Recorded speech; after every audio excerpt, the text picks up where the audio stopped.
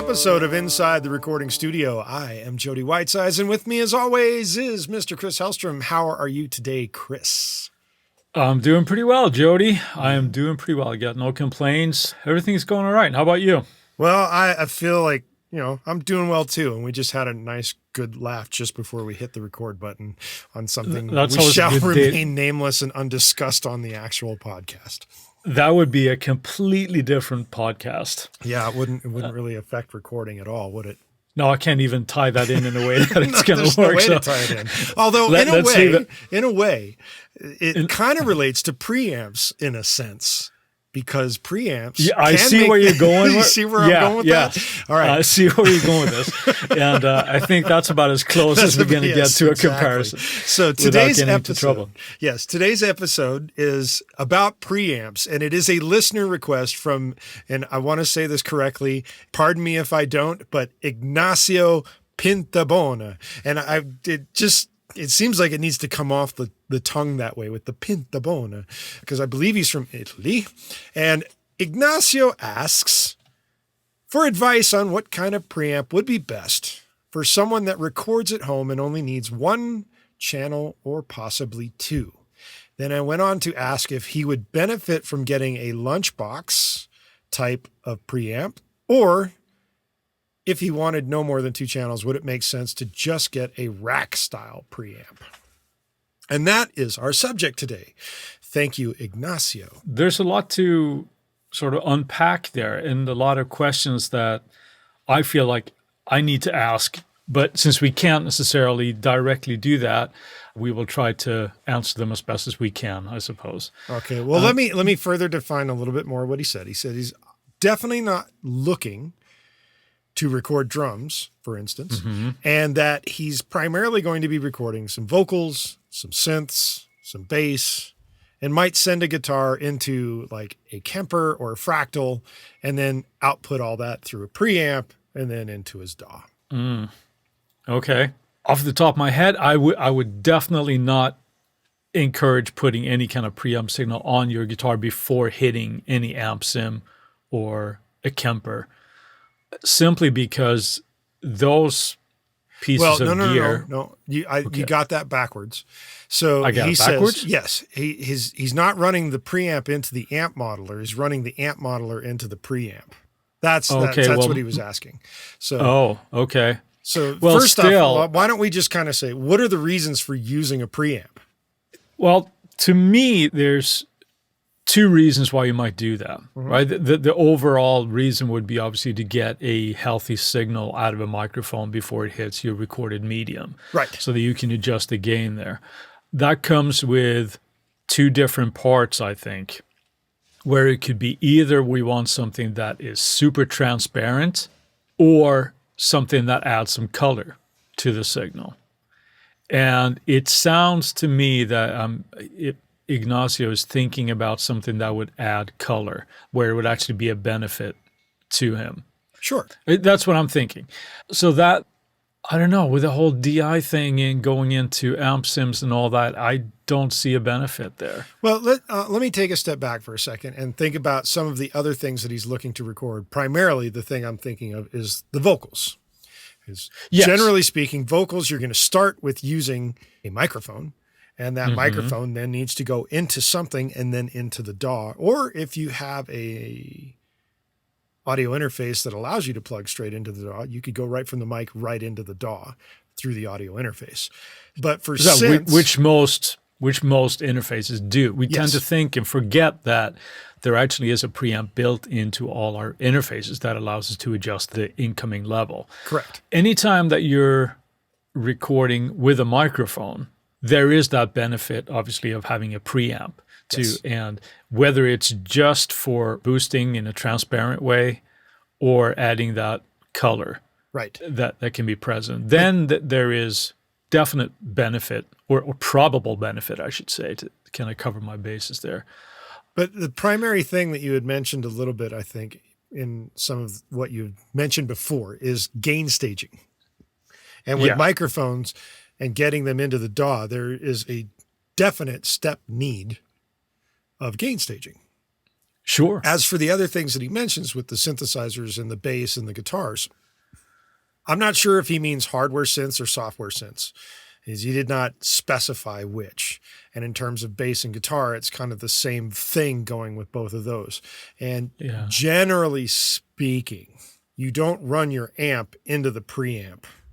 It's the other way around. You would be running the preamp into your amplifiers. And it would be the same thing with a synth, but synths have a line level coming out of them if they're hardware synths. And if they're software synths, it doesn't make as much sense to run out of your DAW into a preamp and back into the DAW for the synth. Now, can it be done? Can all of this stuff be done in any order? Sure. But we have a whole episode about gain staging that explains some of the pitfalls of doing that. And I think anytime that you're looking to use a preamp in this way, we would have to ask ourselves the question, well, what is it that we're trying to do with it? Mm-hmm. Are we simply trying to boost the signal, or are we trying to add color? Correct. And if it is the latter, we're trying to add color, that opens up obviously a whole other discussion that we'll touch on a little bit later. But I think it comes down to a little bit of the use here, where it sounds like it's a little bit of a presumption that just running something through a preamp will make it better or add something to it. And I'm not sure that that's always the case. If you're doing a vocal thing, it can very, very much be so, right? We're adding a certain color to the mic. But the benefits of using a preamp will be most prominent when you're using a microphone to record something. Yes. Does that make sense? Whether that's a vocal or you're miking up perhaps a piano or whatever it happens to be, I think that's where they will shine more than anything else, as opposed to try to shoehorn them into a signal level or a signal path where they might not be intended to be placed. Sure. Does that make sense? Yep. I'm following where you're leading. What are your thoughts on the matter? Where would the most benefits be in Ignacio's case here? Because we don't really know what kind of music he's doing, what kind of material he's working with apart from that. So sure, it's a little bit hard to answer. But one of the things that I would probably immediately kind of point out is that the phrase preamp is technically two words, and one of those two words kind of defines where it's supposed to go. It's supposed to go first. Yeah. That's the concept of pre. Pre means that it's before everything else. So pre-amplifier. Right. Yeah. So the pre-amplification stage means that it should come before anything else. So you're plugging your source into that, and then from your source into something else, and then off it goes. Now, that being said, there are benefits or to having a preamp specifically based on whatever it is that you're doing. So the answer is yes. Would you benefit from having a preamp? Yes. There is no question about that. However, your benefit is relative to what preamp you kind of choose and how well it works for the sound you're going after. So it comes down to, is whichever preamp you choose the appropriate tool for what you're trying to achieve. Would you agree with that? Yes. I absolutely agree with that. Okay. Yeah, now, that definitely. being said, as mentioned briefly earlier, microphones generally benefit from going into some sort of preamp, whether it is a channel strip on a console or having something a little more specialized, like, say, the Groove Tube's Vipre or the Avalon 737, something of that nature. Those are preamp designed units, and they bring a microphone up to a record level, because most microphones don't output at that level. Especially condenser mics. Yeah. Right. So the specific mics require, a need to boost the signal up to a recordable level. And that is reality. Now, as mentioned also a little bit earlier, audio interfaces primarily today come with preamps built in.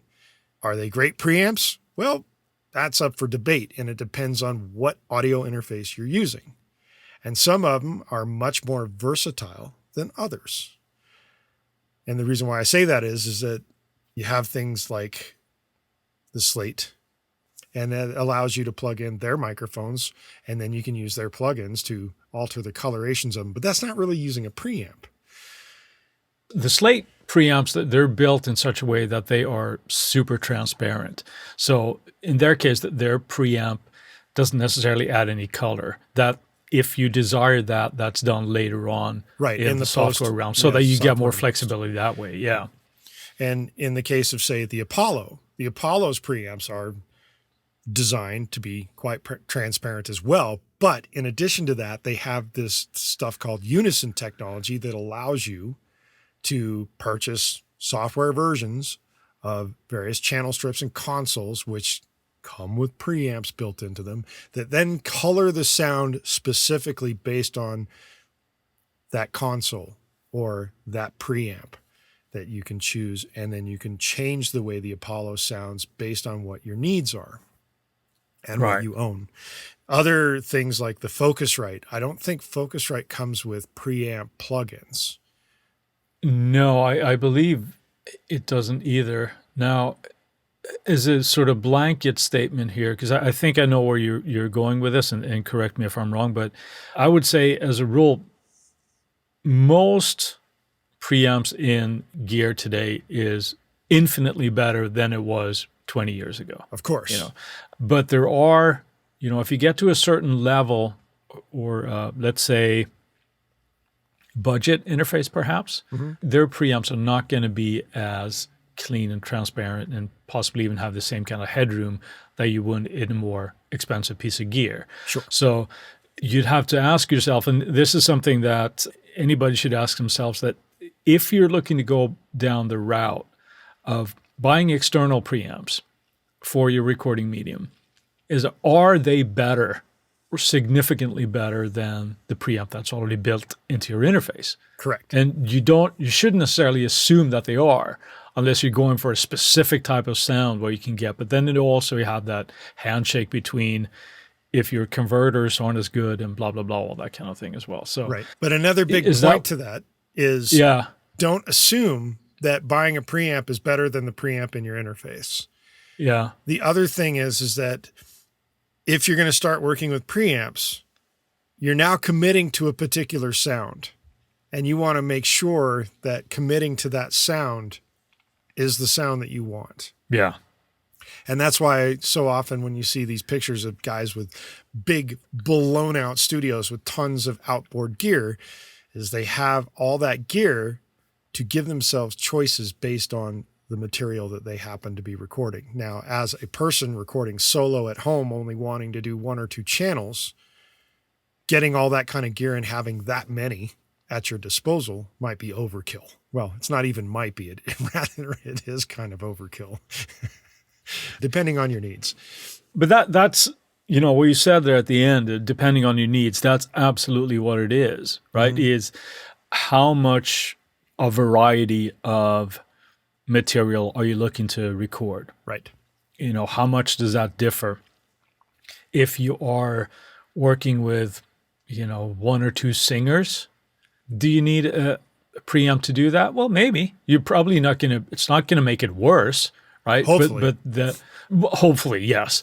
But you have to look at what it is your benefits are from using that. I remember, we'll talk about this unit a little bit more later, but you used to use the Avalon 737 in your studio, and we did a bunch of sessions with that. Yes. And it was a beautiful unit, and it worked for your voice, and we did actually very little processing, if I remember, actually going in. But again, there's that knowing what you're wanting out of that piece of gear with the voice that you're recording to make it beneficial. It can be very easy to sort of overcook stuff, and then there's no going back. Yeah. So things to kind of take into consideration. Yeah. The takeaway is don't assume that buying a preamp is going to be better than your interface for your home setup. Yeah. Depending on what your interface is. And with that being said, let's take a quick word from our sponsor. All right. So just before we went for that break, you mentioned something about a all-in-one type of solution, and it is a rack mount unit, and it is known as the 737 by Avalon, the 737 SP. Well, here was a unit that obviously had preamp built in, but it also had EQ and compression. Yes. So sort of this all-in-one solution for, a microphone input, essentially. It also had guitar input as well. Yeah, you could do that as well should you look at doing that. But I think the primary function of that, at least for the way we worked with it, was primarily on vocals or any mic'd up medium, right? That we would do that. It can be a great solution if you know the old adage, right? If you know your unit. When we have those, it can be very tempting, I think, to think, well, I have a compressor in here. Maybe I should probably use that. Oh, there's an EQ. I should probably use that as well. It can be very, very easy to overdo the processing on that if you don't know exactly what you're going for. Yes. There's that balance. I know we've talked about that in older episodes and things, but I think it was Eddie Kramer that said that, make decisions right off the bat if you know where you're going for, and that you don't put, sort of kick the can on making that decision later on down the mixing stage. Undue strain. Transparent. Right. If you know what you're going to do, if you know that this is what I'm going to need in my mix, you can accomplish that and you don't have to make another decision down the line. Right. But again, adding more compression that it might need, or more drastic EQ than it might need, it can be very difficult to sort of undo that. Right? Yes. But some of those units are great. I love the Avalon. I thought that was awesome. But, well, it still is an awesome unit. It's not like it's suddenly no longer available. So. It's just no longer in my workflow because it's not sitting in the same studio where it was before. So, right. Yeah, no, it is a great unit. Yeah, so, and as an example of that, and we're talking vocals and preamps and microphones and such, there was, and I think I've mentioned this recording session before on the podcast, where we were recording vocals in the studio of George Leger, and I had a C12 set up going through the Avalon 737 SP, and we got a nice vocal sound for a particular track, and said, oh, all right, now let's try out something else. And we started going through a Neve 1073 into a 1176 and saying the same thing through the same mic into that. And what a difference it made. And in terms of the vibe of the song, it made more sense to use the Neve 1073 going through an 1176. In that case, it beat out the Avalon 737 due to what it provided color-wise. Because the Avalon is considered a very clean, relatively transparent unit, and that was the reason why it was heavily popular with things like R&B singers. It gave a very clear tone. Whereas the 1073 from Neve going with, in conjunction, a 1176, there's a lot of coloration going on there. Yeah, so that flexibility can be a good thing depending on what it is that you need to do, of course. And if you are the type of person that you're going to have perhaps a multitude of singers coming in, recording in a multitude of styles, having those options could be good. Yes. Now, if you're recording in the way that it sounds like Ignacio is recording, primarily one or two tracks at a time, it might be a good option to think of, software equivalences of these units as opposed to getting a whole bunch of upward gear. Now, if budget is not an option, knock yourself out. It's great. One thing that he mentioned here in his question as well is, what about getting like a lunchbox rack and filling that up with like 500 series of units? Again, lots of color to choose from. And well, the big thing about the choice of going either with a lunchbox or a rack mount unit is one thing is space. It's not like 500 series items that you can stick into a lunchbox are worse than their rack mount partners. They're just smaller versions with the same sound. It's essentially all it is. So is it a it's six of one, half dozen of the other. Obviously, you can put more things into the lunchbox if you want to buy multiple preamps or compressors or whatever you want to stick in there as an outboard situation. It doesn't sound like he's mixing for the outboard situation. So in terms of a preamp, I'm going to say that he could go either direction. Yeah. Lunchbox or rack mount version. And technically a lunchbox is a rack mount version, but it's not rack mount size in terms of like rack size.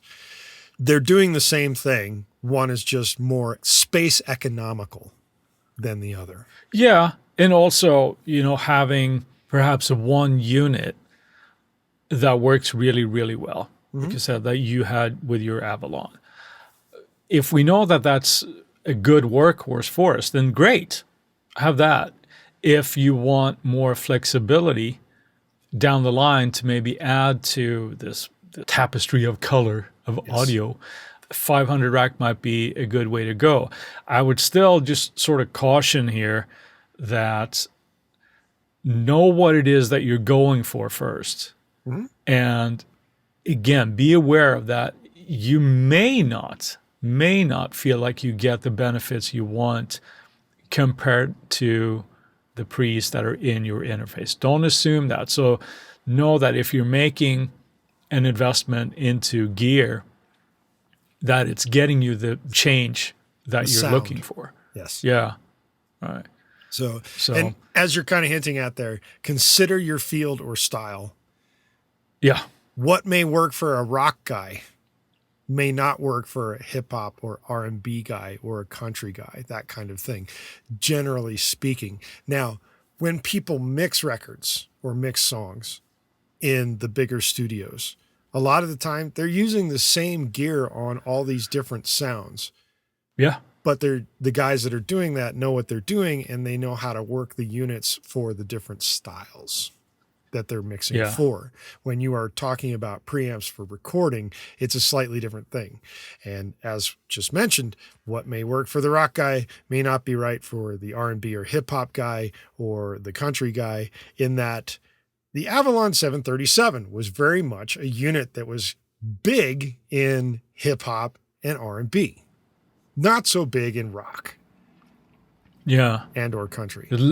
Less aggressive type of a thing, yeah. Yes. So those are other things to consider as well. Now, by the time of taping, we just had a week of checking out the Al Schmidt stuff of Mix with the Masters. And hopefully some of our listeners did that, because that was really, really cool and really inspiring. Since we're talking preamps here, I thought it was really interesting that Al had obviously his favorite preamps that he liked to use. And he even had a rack that he would roll into the studio where he was working so that he could have access to these.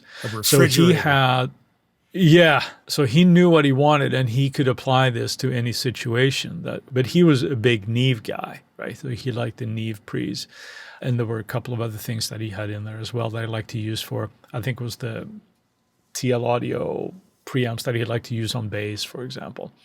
There's a guy, obviously, who's super talented in doing what he did, but he knew his gear really, really well. So he wanted the same kind of thing. It wasn't like when he would go, okay, I'm going to do a jazz record, and then it's going to be another big band, and then it's going to be more of a soul kind of a record, that he drastically changed his gear. He just, no, these are the preamps that I really like.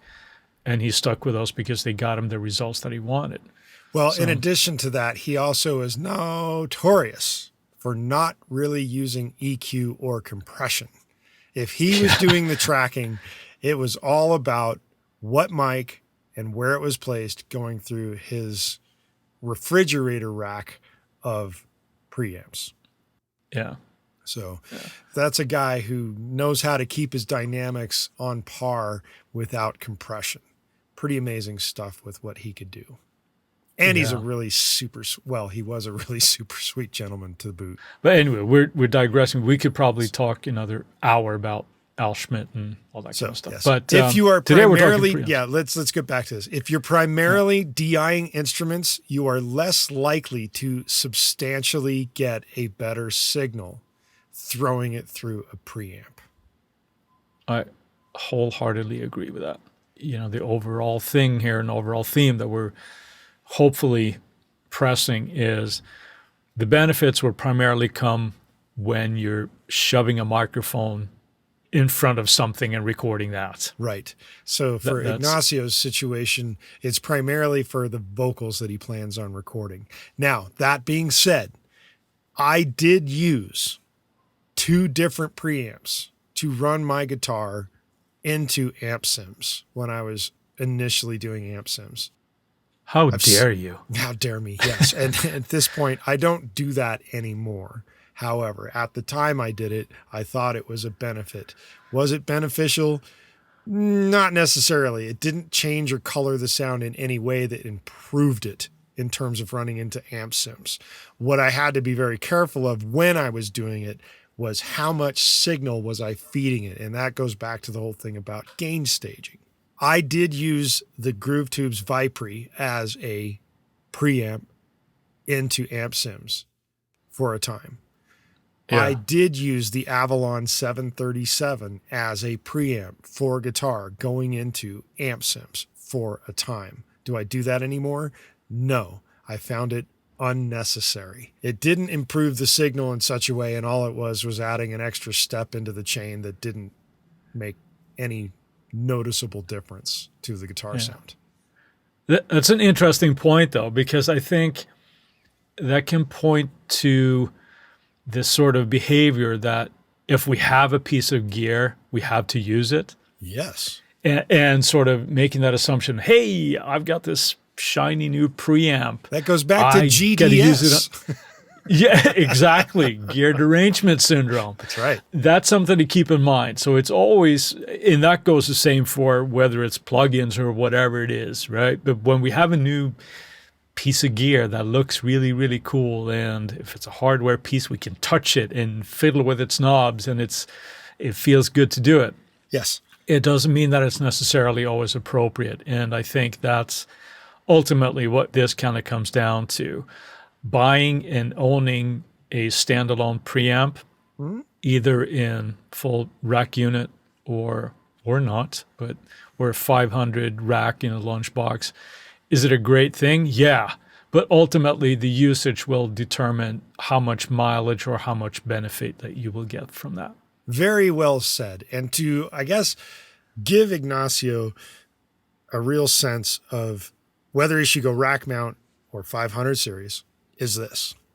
1, do you foresee yourself eventually expanding your recording capabilities to multiple types of music or additional people? And if the answer is yes, I might suggest going 500 series because you can fit more into a smaller space and doing so without breaking your bank, so to speak, for additional space. That would be my recommendation. And also, now he mentions right now just recording 1 or 2 tracks at a time. Yes.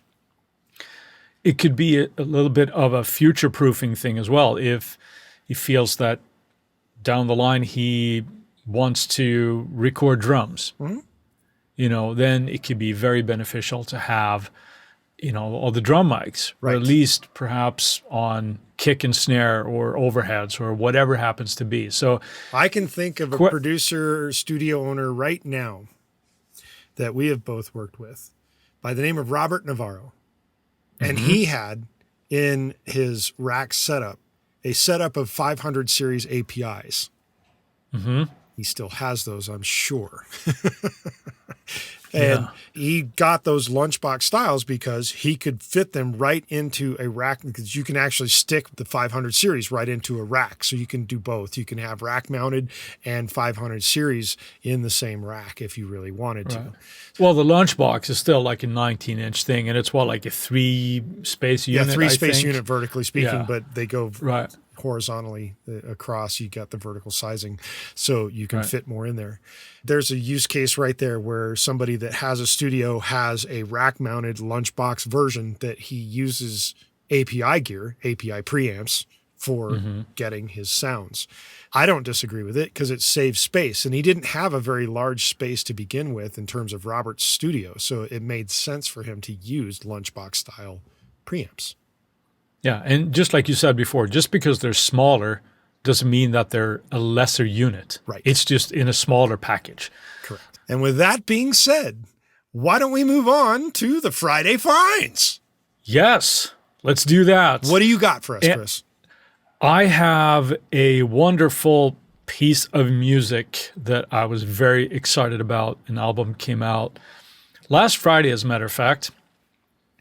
It's one of my favorite bands. It's a French band called Gojira that just came out with their new album called Fortitude. And if you like your metal, go check this album out. It's a fantastic piece of music. Yes, absolutely. Horns up, people. Now, it's a great, I really, really liked their last album. Mm-hmm. I was excited about this one, and it did not disappoint. Fantastic. So even if you don't like metal, go listen to it because it sounds just absolutely amazing. So I'm a big fan. There you go. So there you go. What about you, Jody? What do you got for us? I'm going the Chris Hellstrom route this week. Not with an album, not with Gojira, but I am going the Nembrini route, as Nembrini has just released a plugin emulation of the Klon Centaur. Ooh. However, they call theirs I guess you're pronouncing it the same, Klon. Minotaur is the Nembrini plugin, which is meant to emulate the Klon Centaur. However, it's not spelled Klon, it's Clon, and instead of centaur, it's a minotaur. And it's free. Woo! You can't beat that. You can afford not to like it if you download it and dislike it. But however, it's representative of the Klon pedal. Now, while I've never played through an actual Klon as of yet in my career, I'm kind of familiar with the sound. So I downloaded it, I installed it, plugged it in, and it's pretty amazing what it can do. Very cool. It does actually you showed me nice before girth to the sound, just like a I'm going to have to check it out. Yeah. Very nice. That's my Friday find. Yes, while we have got your attention, we would like you to go to our website and leave us a review at insidetherecordingstudio.com/review. Or you can go to insidetherecordingstudio.com and sign up for our email list. You'll get a nice little present in your inbox once you do that. In addition to that, you get weekly reminders about tips that come out every Tuesday for quick little tips on recording. And we'll make sure that you don't miss any future episodes. Plus, if you are feeling adventurous, send an email to goldstar, GOLDSTAR, at insidetherecordingstudio.com with the word preamp, and you will get something back in your inbox. Send it with a $20 PayPal thing, and you might get something cooler. If you have a topic of suggestion, much like Ignacio's suggestion for today's episode, send it to us by our contact page, and we will put it into consideration for a future episode. And with that, I'll say see you next week. See you, Jody. Thanks for the question, Ignacio. That was a good question.